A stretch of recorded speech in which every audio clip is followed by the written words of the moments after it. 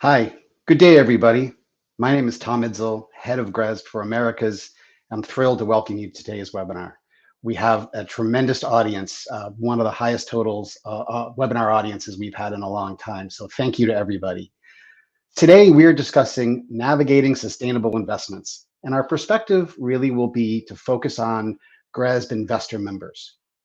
So attending today's webinar, I can see we've got many existing GRESB investors on the line. So to all of you, welcome back. And we also have many attendees who are considering GRESB investor membership. So to all of you, welcome. And I expect this will be a highly informative 45 to 50 minutes or so. Given this kind of dual audience, really our plan here today is to cover some of the basics, as well as introduce some brand new components in what it means to be navigating sustainable investment as a GRESB investor. I'll be joined and supported by several of my GRESB colleagues, whom I'll introduce as they each step in. First, let me review what we've got planned for you today. So in addition to welcoming you all, I want to make sure everyone on this GRESB webinar is clear and aware of the resources that are available to you. Then we'll move more about GRESB and our assessment program, and we'll talk about how, as investors, you all play a key role in supporting and encouraging your asset managers and general partners to join in and submit their funds and assets to the GRESB benchmark. We're also thrilled today to talk about two new GRESB innovations. First, our carbon footprint dashboard, as well as our infrastructure development asset assessment, two significant additions to the value of being a GRESB investor member. We'll also hear about some key updates from our independent GRESB Foundation. This is such an important part of really understanding how the GRESB standards are governed and developed. And everyone always wants to know, what's coming and where is GRESB headed. So be sure to stick around for that section. And lastly, with the time that we have remaining, I'll be joined by some colleagues to take as many live questions as we can. So at any point, please feel free to use that chat question box you see on your screen to submit your questions. We will collect them all and try to answer as many as we can, some submitted, some in advance. And even if we don't get to your question live, we will certainly send you an email and follow up. So please ask away using that opportunity. So for really this first part, what I wanted to do was make sure that everyone here is aware and clear of a major shift that really has happened in the presence of the GRESB here in the Americas. Less than 2 years ago, my incredible colleague, Dan Winters, was really the sole in the Americas region employee for GRESB. And Dan did an absolutely incredible job and continues to do an incredible job for us today as our Senior Director of Strategic Initiatives and Market Development. But this is a big region. And many of you noted that GRESB seemed like this kind of European Dutch company that was somewhat separated from what was happening really on the ground here in the Americas. Well, I'm here to tell you all that that has changed. In the past 23 months, we have grown from 1 to now 11 full-time GRESB staff based here in the Americas region. One way I like to think about that is, on average, GRESB has invested in and hired another Americas-based staffer every single 10 weeks over the last 2 years. And on this map, you can see exactly who is now based here and where they're located using the little dark-colored pins. We want to make it clear that today, GRESB America members have more resources than at any time in the past. We have specialists in your line of assessments.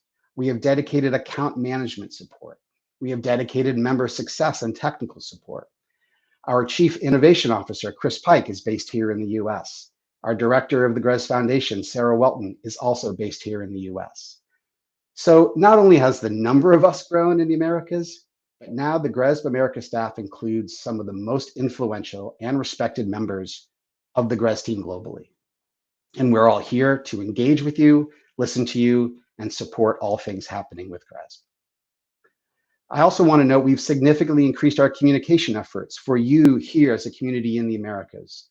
We launched a dedicated GRESB Americas quarterly newsletter. We're focusing on issues and events and news that are particular to you all here. Last fall, we held 5 in-person GRESB results events, and you can see those on the orange pin on this map. I think that's the biggest number of in-person events ever put on in a single season by GRESB. We're actually planning to increase that number this fall, look for possible events, maybe even in Mexico or other Latin American countries. We're putting on more and more educational and informative webinars dedicated to this Americas region. I mean, today is one example. This is an Americas focus session. We've also recently held an Americas dedicated webinar supporting new participants and managers coming on. And in general, the team has done an excellent job getting onto more and more partner webinars and industry panels. And I hope you've seen this and you've noted the significant increase in engagement from GRESB in the Americas region over the past 18 to 20 months. So GRESB is no longer this European group that does its best to cover all time zones and all members from Amsterdam. We're a global organization, and nowhere is that more evident than here in the Americas, and I hope you feel that. Now, I'd like to bring in two of my colleagues, Reed Morgan, to take you through some great information about the GRESB program and insights about the GRESB assessment that's coming up, exciting new things. And also my colleague, Hanish Bhatia, will take you through actually a hands-on demo of the carbon footprint dashboard. So Reed, over to you. Thank you, Tom. Happy to be here with you all today. My name is Reed Morgan. I'm the Manager of Member Relations for GRESB here in the US. And I'm going to walk through a little bit of information on the growth of the GRESB membership over the past few years, and what's been driving that growth, who the different member groups are, and some of the new developments that have been going on at GRESB to provide more value and information of the GRESB benchmark reports and the GRESB data to our investor members, to our participant members, to everybody involved. So let's get started. First off, looking at the growth of the benchmark over the years. I'm going to start with the real estate group. We've covered over 15 sectors. In 2023, we've seen over 2,000 individual investable entities submitting to GRESB. That includes private funds, public REITs. We define an investable entity as a fund that you can invest in, and that reached over 2,000 this past year. You can see the growth over time, starting back in 2013, broken out by country, with Europe on top with just over 1,000 funds this past year, second with Americas region, and then down through Asia, Oceania, globally diversified, and then Africa. So representation from over 75 individual markets. This makes up 170,000 individual assets. And that all together is over $7 trillion of gross asset value. So this growth in the benchmark is really driving a lot of value across all of our types of members. For those submitting information, taking their fund and assessing their fund through the GRESB benchmark, this expanded universe has allowed for more granular peer comparisons, more valuable insights into performance of the assets, and more relevant comparative analysis. For our investor members, those who are looking to extract data out of the system, aggregate all that up to kind of portfolio views, these investor members are seeing more and more of their holdings in the benchmark, participating in the benchmark. And so that provides more and more value as their overall portfolio of investments are starting to show up greater and greater percentages in the benchmark. This is true for our infrastructure side as well. You can see this growth over time going back to 2017 as year one here, but over 37 individual sectors covered. We have both funds and assets that submit to the GRESB benchmark, 172 funds last year and almost 700 individual assets. This represents almost 3,000 facilities in over 70 markets and 393 billion in GAV for the funds, with 1.2 trillion in GAV for the assets. Again, similar type of benefit to the infrastructure side of the business with continued participation growth, more granular peer groups in comparison, and better coverage for our investor members. So this growth over the past decade or so has been driven by what we think to be about three major topics. One is our investor community really driving engagement with their managers. As I already said, this growth is increasing coverage for our investor members, and that flywheel starts to spin faster and faster as coverage increases, and there's more and more value out of this data set, out of this system of funds submitting, assets submitting, The investors are driving a lot of that. So as our investor members continue to engage with GRESB year over year, engage with their managers using the GRESB framework as a way to do that, continues to be something that our investor members are asking their managers to participate in. On the manager side, those who are submitting their funds and assets to the benchmark, there's a true advantage when it comes to raising capital by having a GRESB benchmark history. When you show growth over time, when you show multiple years of participation in GRESB, you have the opportunity to bring that to the table when seeking funds to say, this is how we're doing. Take a look. It helps facilitate that conversation. It helps in that engagement with investors as you're raising capital. And so there's been an increase in the participation because there's a general awareness that this is a valuable tool for gaining access to capital. Thirdly, and this is a focus just on the real estate side of things, we have seen many markets, some sub-markets here in the US, as well as countries across the globe, who have been implementing building performance standards. And so GRESB is a benchmark, an assessment that really helps kind of organize that approach to increasing building performance and a way to measure that year over year. These three things we see as really, really instrumental in driving growth, particularly over the last half a decade or so in the GRESB benchmark. As I referenced that investor member community, I wanted to show some of those folks who have been steady participants in the GRESB ecosystem.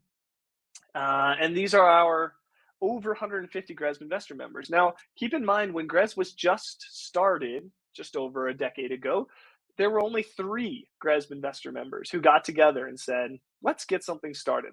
Let's do something to help us better engage with our managers and understand sustainability and governance and some of these challenges that are non-financial that we really need to be paying attention to.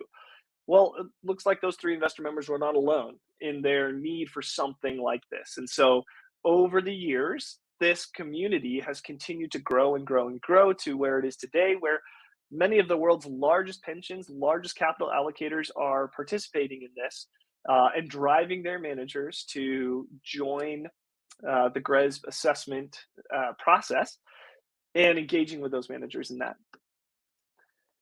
Let's provide a little more nuance here on who this institutional investing community is. Like I mentioned, over 150 of these investors are subscribed to the GRESB dataset because they're looking for ways to pinpoint their manager's position, and they're looking for a trusted benchmark. One of the stalwarts of the GRESB assessment is that we ask for and require real data. We want to see and know what is going on. And if you don't have the data, that's okay. We just understand that data coverage number is lower. And so real data gives real insights and real value to our investor community. This GRESB participation year over year really helps to facilitate this engagement on these topics and allows those investor members to really monitor the growth year over year of how their managers are doing from an ESG standpoint. These folks are distributed across 25 different countries. So this GRESB investor community is truly global, with capital all across the world, investing in funds all across the world. And one of the things that we found interesting too, as GRESB investor members become more and more engaged with the GRESB data, they start to find it so valuable that they even, in some cases, mandate that their managers submit to GRESB. There's a broad spectrum of kind of pressure, I guess you could say, that an investor will make on their managers when it comes to GRESB, from kind of a soft suggestion of, hey, this would be nice, we would like to see you do this, to all the way on the other side of the spectrum that says you must do this. This is a requirement if we're going to invest in you. So this kind of, we see people moving along the spectrum over the years as they start to realize, wow, I really want to see all of my holdings in this benchmark. I want to be able to compare them all. I want to be able to gather all this data in one consistent method. And this is the way that I'm finding is best to do that. So GRESB is the horse we're going to bet on. So that's that's another one of the reasons for the growth of the benchmark and why our institutional investing community is so critical to the continued growth and success. So I mentioned this earlier. I just want to touch on this again, this growth over time. So this is just a representation of if a fund manager starts the GRESB assessment in a certain year, every year you're pretty much guaranteed to see growth and improvement. That means the score goes up. It means you're answering more questions. It means you're gathering more data. This is why the investor members want to be a part of this. They want their fund managers to do this because this is what happens. You start down in the 50s, 40s, you start to get up 60s, 70s, 80s. Over the years, these policies get implemented, strategies start to get executed, things start to happen, and the improvements start to be seen. And so this trajectory is kind of what the expectation is when an investor member recommends to their manager, you should start doing GRESB because this is what they want to see. And this is what we can show over the years. Someone who's been participating in GRESB for 10, 11, 12 years, this is the growth path, and this is what one can expect. So I think that's a kind of an important takeaway from why would someone be a part of this? Why would somebody do or encourage participation in GRESB? Because you're going to see growth. You're going to see growth, and it's going to go up and to the right. And that's a direction we can all get behind. Now, as I mentioned at the very beginning of this, I wanted to touch on a couple of interesting new developments that GRESB has invested in and are ready to roll out here to provide more value to our members, both of our investor members and to our participant members with the data that we have. So all this data that gets submitted to GRESB, we build these benchmarks to rate and rank performance of these funds. Well, what we've recently done, and this is at the request of our investment member community, is to provide a dashboard that fills in any gaps. As I mentioned earlier, we have requirements on real data being reported to GRESB, but that does leave gaps.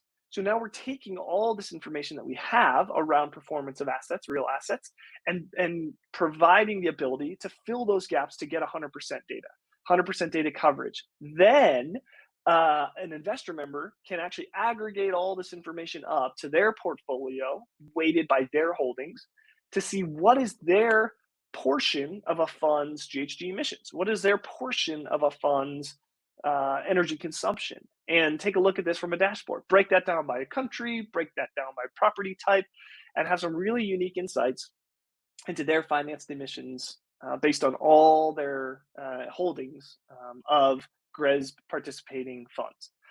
Exciting new development that we're going to go into a little more detail later, but I just wanted to get you a kind of highlight of that. So with that, I'm going to stop and hand this over to Hanish, and he's going to step into this carbon footprinting dashboard, the tool we talked about earlier, specifically for investor members, to take a deep dive into how this works, what this looks like, how to use it, and why we came up with this as a really valuable tool for our investor members. So let me hand this over to Hanish. Take it away. Hi, I'm Hanish Bhatia and I work in the climate change team at GRESB. And today I'll be walking you through GRESB Carbon Footprint Dashboard. GRESB Carbon Footprint Dashboard is a tool which GRESB has created to provide our real estate investor members with the ability to calculate, visualize, and analyze the energy consumption as well as the GHG emissions for their GRESB real estate portfolios. So as an investor member, to access the tool, you would go into the investor portal and click on carbon footprint in the right-hand side menu here. The page will open up for the tool, and at the top you can see the blue box here, which provides help and assistance to get started and understand the product. For detailed guidance, you can click here. This will take you to a web page which will have the gist about how to use the tool, as well as some frequently asked questions to help guide you and get started on understanding the product. To understand the methodology, you can click here, which will provide you the PDF, which has the methodology as well as a glossary of all the terms which are used in the carbon footprint dashboard. However, if you have any questions at any point, please do not hesitate to contact us, and you can click here, which will take you to the contact form for GRESB. To get started on generating a carbon footprint dashboard, an investor can choose the square meter or square feet as the unit. This will impact how you see the energy intensity or the GHG intensity in the carbon footprint dashboard. Then an investor needs to choose which of the entities in their portfolio which they want to generate a carbon footprint dashboard for. So this list will have all the entities to which an investor has been granted access to. So granted access to through the benchmark report. The entities should have filled out the performance component of GRESB to choose which entities the investor wants to have the carbon footprint dashboard for. You can select each of those entities through clicking on the button here. There must at least be 2 entities selected to generate a dashboard. If there is a specific entity which you would like to search for, you can click on the search button here and use this option. And we also provide the ability to filter all the list of entity selection by location, by property type, by legal status, as well as by the investment strategy. For each entity which the investor wants to generate a carbon footprint dashboard for, what is required is to fill in the entity ownership percentage. This is the percentage of the entity which the investor owns. So this needs to be a number between 0 and 100 in percentage terms. So to fill it out, you would fill in what is the entity ownership percentage. This can also be in decimals. If an investor has access to a large number of entities, we also have the option here to export the list of entities here as a CSV. In the CSV, the investor can select which entities they want to generate the carbon footprint dashboard for, as well as fill in the entity ownership percentage. The rest of the entities can be removed, and then that same CSV can be imported through the Import Entities button here, and this will automatically be reflected on the tool here, which entity selection you have, as well as the entity ownership percentage. If you would like to view which entity selection has been made, you can select here, and the selected entities will provide an overview of all the entities which have been selected, as well as the entity ownership percentage. In case any entity needs to be removed, you can use the remove button here, or if you want to refresh and start all over again, the remove all option here can be used as well. Once these steps are completed, the investor can now generate the dashboard by clicking on the button. After generating the dashboard, what you will see is this screen here. On top, you will be able to see this blue box, which provides the link to a survey. Please provide us feedback through this survey, as it will help us improve the current product as well as future iterations of the product. You can see the number of entities in the selected portfolio. The same blue box with the guidance as well as the methodology and the ability to contact GRESB for any questions is also available on the top. Below, you will see 2 tabs in the dashboard. So one tab is the energy tab and the other tab is the GHG tab. These tabs provide the energy and GHG metrics respectively. Under each tab, you will have the option to navigate between 2 different views. One is the portfolio view and the other is the entity view. In the portfolio view, you will be able to see the breakdown of your portfolio's energy and GHG data as per the country and property sector. So on top, you will see the aggregate energy consumption metrics as well as the energy intensity by floor area for the selected portfolio. The chart below provides the split between reported energy consumption as well as the GRESB estimated energy consumption. So by using the GRESB estimation model, the data coverage is completed. So what this shows is how much of the energy consumption was completed using the GRESB estimation model. The charts below provide the energy consumption broken down by country and property sector. You can hover over the charts and this gives us the specific metrics for those country and property sector cross-section. The chart below here provides the same thing the other way around in terms of property sector broken down for each country. And you can also see what percentage of the energy consumption is being contributed by this property sector. The charts below show the energy intensity in the portfolio broken down by country and property sector, as well as individually for property sector and country. Finally, in the end, you see the table which provides all the data which was shown above in the charts in a tabular form.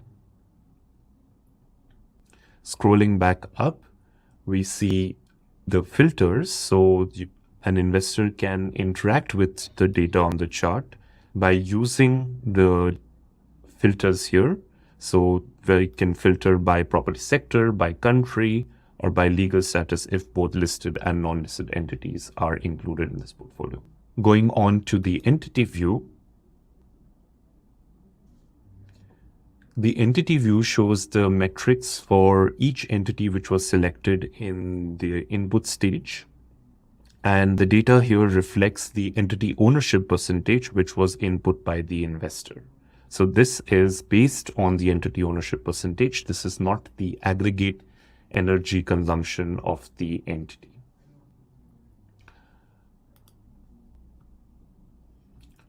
On the GHG tab, the investor has the ability to choose between location-based methodology or market-based methodology as per the GHG protocol with these buttons here. On the GHG portfolio view, the investor will be able to see the aggregate GHG emission metrics as well as the GHG intensity by floor area. The data source chart will provide the breakdown as per the calculated GHG emissions based on reported energy consumption and the calculated GHG emissions based on GRESB estimated energy consumption. The charts here provide the breakdown of GHG emissions by country and property sector. The first chart provides the aggregate GHG emissions broken down by country and property sector. So on the left here, you can see the countries, and for each property sector in that specific country, you can see the GHG emissions arising from there. The percentages provide what percentage of the GHG emissions in the real estate portfolio does that country contribute. The same thing is provided in the chart below as per property sector, where it is broken down for each property sector and for each property sector by country. An investor can also see what emissions are coming from which scope. So scope 1, 2, and 3 as per the GHG protocol. In scope 3, this only includes the tenant-related building emissions in the portfolio, not the entire scope 3 emissions of that entity or that portfolio. The charts below provides the breakdown of the GHG intensity by country and property sector, and then individually for property sector as well as country. In the table below, for each country and property sector, it is reflected in the same data which was shown in the charts above. On the entity view, the investor can see the entity level metrics based on the aggregated asset level data as well as the entity ownership percentage which was entered in the input stage. So for all entities which were selected to be part of the portfolio, the entity level metrics can be seen in a tabular form. To download the data, which is shown in the dashboard, the investor can click on the download data button here, and the data can be downloaded in an Excel format for each, the energy portfolio view, the energy entity view, the GHG portfolio view, as well as the GHG entity view. To convert the entire dashboard into a PDF, an investor can click on the convert to PDF button here, and that will provide a PDF format of the dashboard. To go back to your entity selection, the investor can click on the edit button here, and this will take you back to the entity selection, which can be edited again, and a new dashboard can be generated again.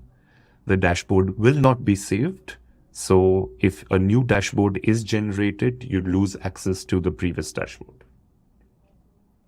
We look forward to hearing your feedback on this tool, and if you have any questions, please do not hesitate to contact us.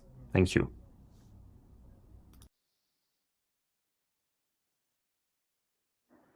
Thank you, Reed, and thank you, Hanish. That was fantastic. We are so thrilled to bring you the carbon footprint dashboard as investor members. As a quick reminder, the live Q&A is available to all of you now. Even if you're thinking of a fairly simple question, pop it into that Q&A box and we will get you an answer. As a quick recap, and you might want to snap a picture of this screen or screenshot it if you might find that helpful.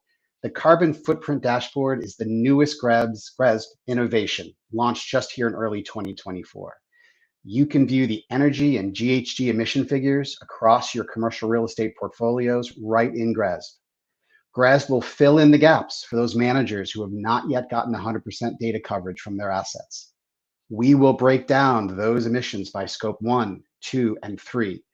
And all of these calculations will be done aligned with PCAF. So if you're an investor with a commercial real estate portfolio and you have made or soon to be making your own emissions targets, GRESB, we stand ready to help. This is great stuff. So now let's switch to the next innovation that we want to share with you on this call today. We are happy to introduce to you today, as investors who need to navigate their sustainable investments, our newest infrastructure development asset assessment.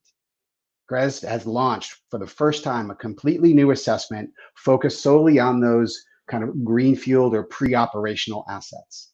This was actually a request our infrastructure investors came to us with a few years ago.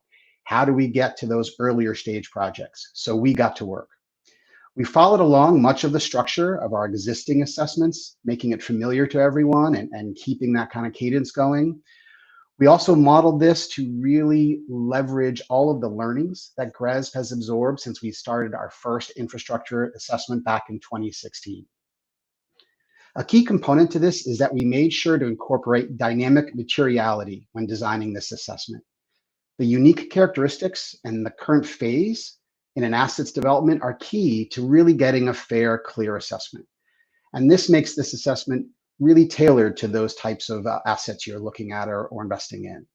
It is not a one-size-fits-all approach. And this has made our existing investors and managers submitting these very, very happy. Most importantly, with the release of this development assessment, GRESB investors can now navigate the sustainability journey of their infrastructure investments across the entire life cycle of those assets. We are super, super excited about adding this assessment to our lineup. So anyone on today's call who has made investments in greenfield or pre-operational assets should reach out to us and make sure you get a good deep briefing on what our newest assessment in infrastructure can bring to your organization. So GRESB is busy innovating. You've seen two examples so far today. So this is where now I want to segue essentially, oh, excuse me, one slide too quick. I want to segue now to the part of today's webinar where we will talk about the all-important GRESB Foundation. For those of you newer to GRESB, on the screen now, you'll see a visual representation of really where the GRESB Foundation, our independent industry-led board, sits within the broader GRESB ecosphere, you might say. This GRESB Foundation is responsible for making all the decisions on the specifics in the GRESB standards. Here's where a tremendous amount of very important work happens. And this is where investors and the industry get to set the pace and the priorities of change in our standards. I'm really thrilled to welcome my colleague, Sarah Welton, to this webinar today to share more information for you and also give you some details on what actually is changing this specific year. Sarah, over to you. Hello, thank you for tuning in to this GRESB Inside ESG event. I hope you've enjoyed hearing from my colleagues around the world and are excited to embark on another year of data-driven, sustainable investing. My name is Sarah Welton. I'm the director of the GRESB Foundation, the independent mission-based nonprofit organization dedicated to owning and evolving the GRESB standards. Last year, the Foundation approved many updates to the GRESB standards, several of which will affect how participating entities are scored based on their asset level performance. These changes, which are reflected in the Foundation's 2024 roadmap, are largely driven by market intelligence we receive from you, our global stakeholders, who've made it clear that evaluating real-world performance is critical for institutional capital to efficiently flow towards sustainable assets. For the infrastructure standards, participants are now offered more points to report full data coverage for both scopes 1 and 2. Additionally, the climate-related impact scenario analysis indicators are now scored. For the real estate standards, asset-level certifications are now subject to expiration, and we have also introduced scoring for net zero target setting and energy efficiency. In addition to the changes to the standards, there are also new tools that will support informed investment decisions, including the Carbon Footprint Tool Report, which details a portfolio's energy consumption and greenhouse gas emissions, as well as the Transition Risk Report, which highlights an individual asset's projected performance relative to the CRREM pathways. To ensure the reliability of data that is reported to GRESB, our technology team is prioritizing our quality control program, which is designed to ensure compliance with the GRESB reporting requirements and that performance data is ultimately useful to investors. It's also worth noting that while evaluating both the management and performance aspects of portfolios provides a holistic assessment of each reporting entity, we acknowledge that some investors may find benefit in only utilizing the performance component of the GRESB assessments. By only participating in the performance assessment, members can receive a more limited benchmark assessment focused on energy, emissions, water waste, energy ratings, and certifications, which may be appropriate when an investor has limited operational control, for example. We hope you find these updates and tools useful as you continue to communicate with your managers on how to improve the management and operation of your real asset investments. As we look forward to the 2025 standards updates, the Foundation continues to earnestly grapple with the opportunities and challenges facing the global real asset industry.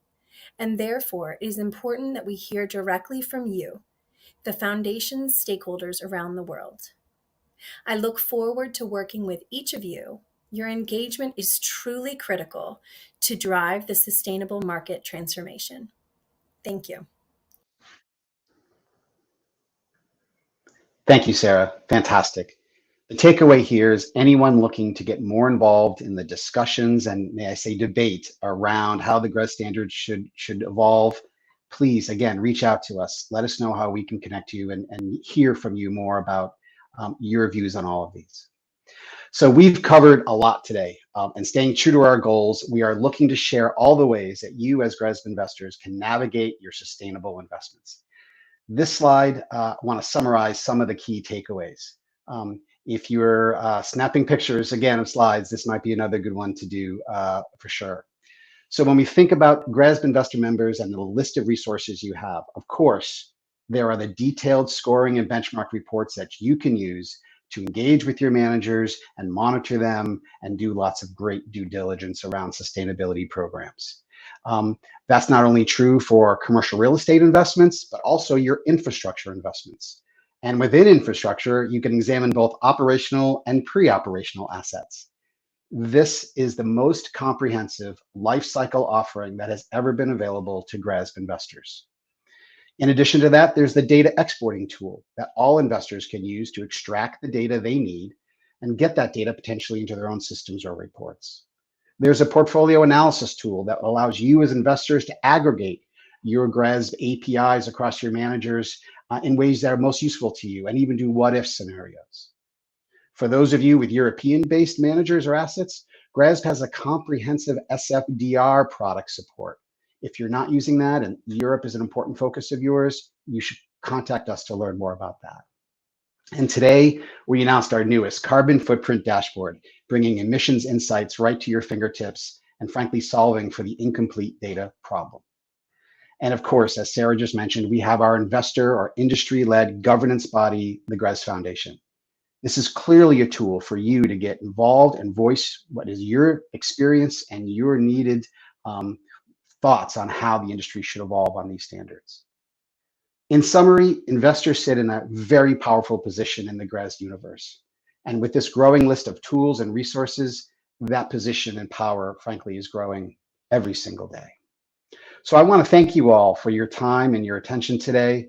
I want to flash up here key contact information, so everyone on this call knows exactly the best place to go to get the support you need. Just so you know, all of you will receive a follow-up email from GRESB, and this information will be there as well, so you should always know who you can reach out and speak to. We've had a number of questions come in both during the presentation as well as we had some provide questions when you registered. So for this, I really would like to welcome my colleagues, Rolly Agarwal, who is a leader of our investor program in Europe, as well as Jenny Wong, who is one of our outstanding member success representatives. So welcome, Rolly and Jenny. Thanks so much for joining today on this America's edition of the Investor Navigating Sustainable Investments website. Webinar. Thanks, John. Excuse me. It's a real pleasure to be here and to join everyone today. Fantastic. So let's see, the first question that we received, and this was, I believe, during pre-assessment, was how often is GRESB data updated? This is one I can handle, so I'm going to grab it. The tougher ones are still to come. So GRESB is an annual assessment process. The participants, GPs, asset managers, complete their GRESB submissions during the period between April and July 1st of each year. And then during the summer, our team takes the time to conduct verification, review, and calculate all of the ratings from those submissions. The results are available to you as investors starting from October 1st every single year. So October 1st is a key date for you to know when your GRESB data from your managers is now available for update. Thanks for that question. A second question I see that came in, also I think this might have been a pre-submission question. Which frameworks and regulatory standards does GRESB align with? Jenny, maybe it's best if I pass it over to you to answer this one. Sure, Tom. So this is actually one of a really good question, and we often receive a lot from our investor member as well as our partner and a participant.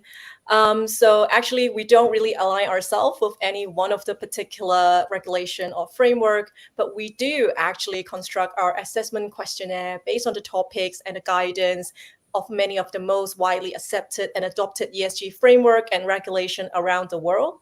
So for example, these might include PRI, TCFD, Green Building Council, PCAF, and CRAM, so on and so forth. Please note that each of the questions that are being asked in our assessment, they're trying to be designed to refer to one or more of the frameworks that mentioned above.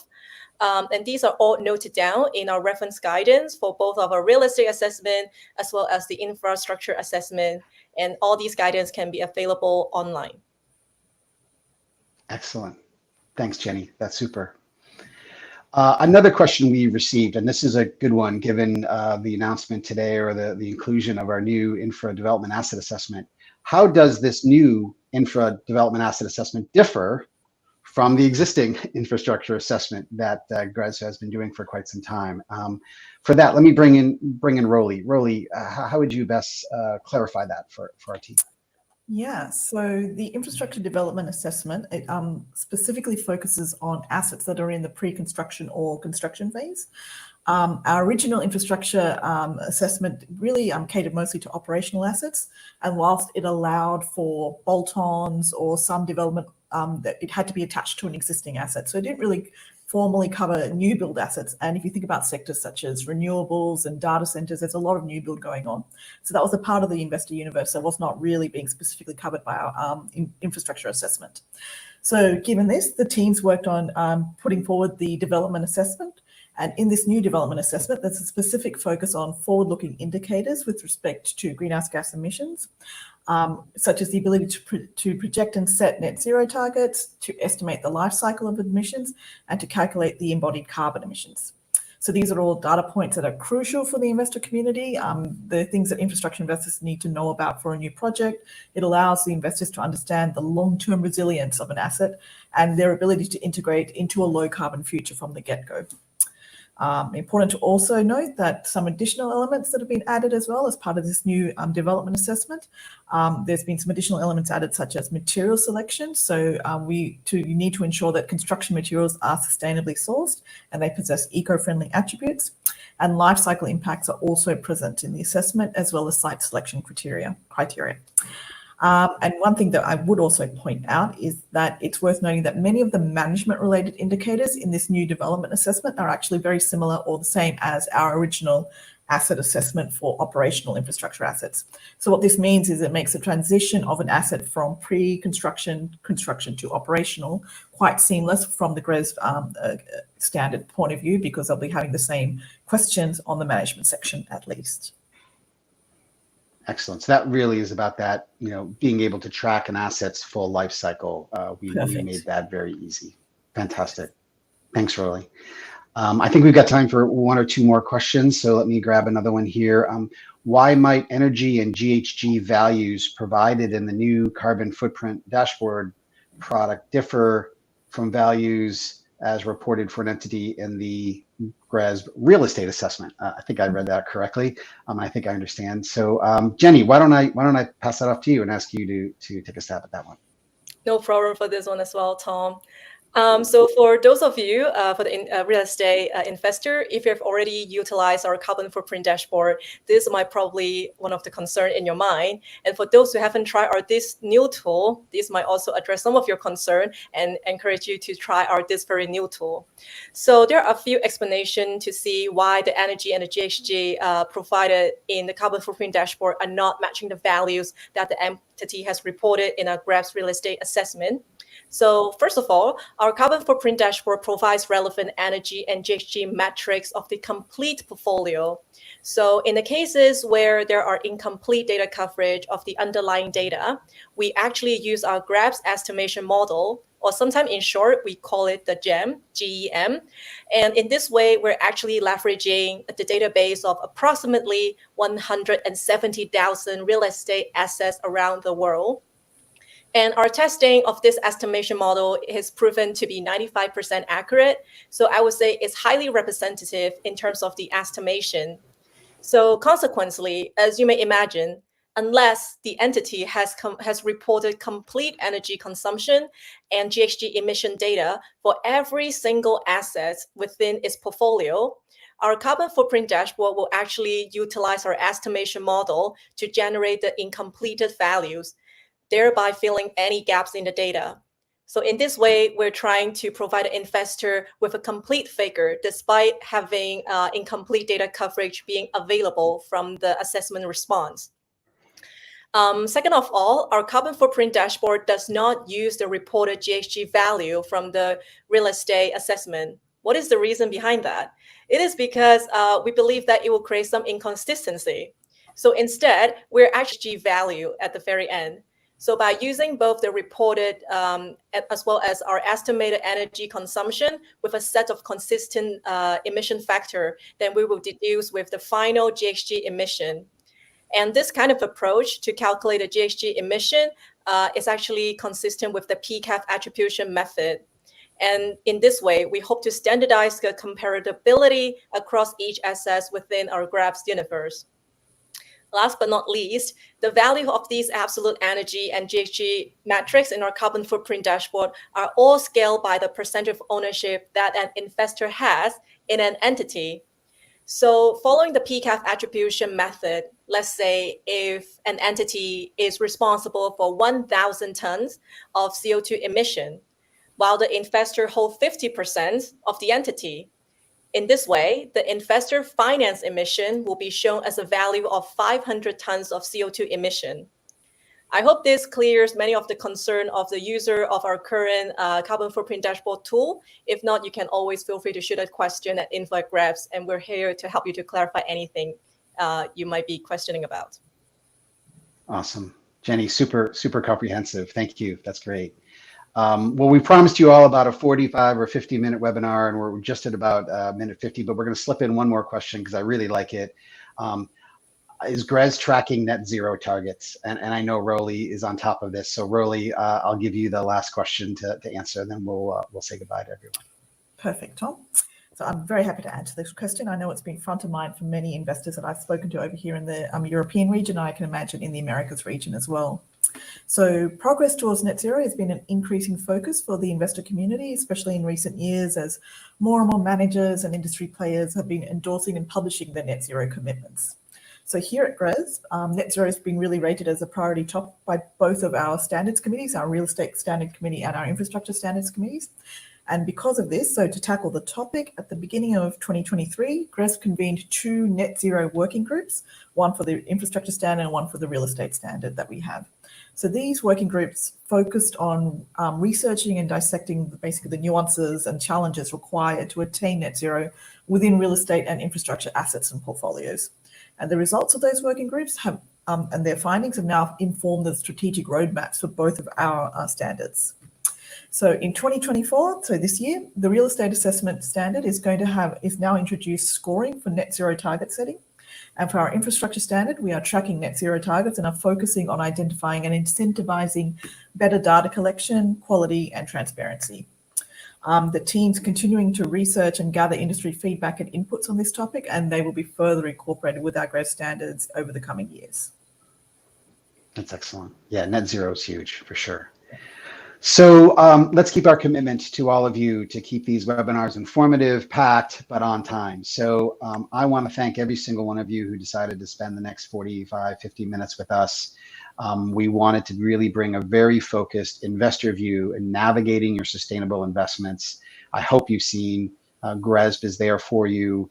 We are listening. We are developing new products. We're being innovative as best as we can, and we rely upon your feedback. So you'll be receiving an email from us that has a lot of follow-up information, how you can watch this again, how you can contact us, the contact information I flashed up earlier.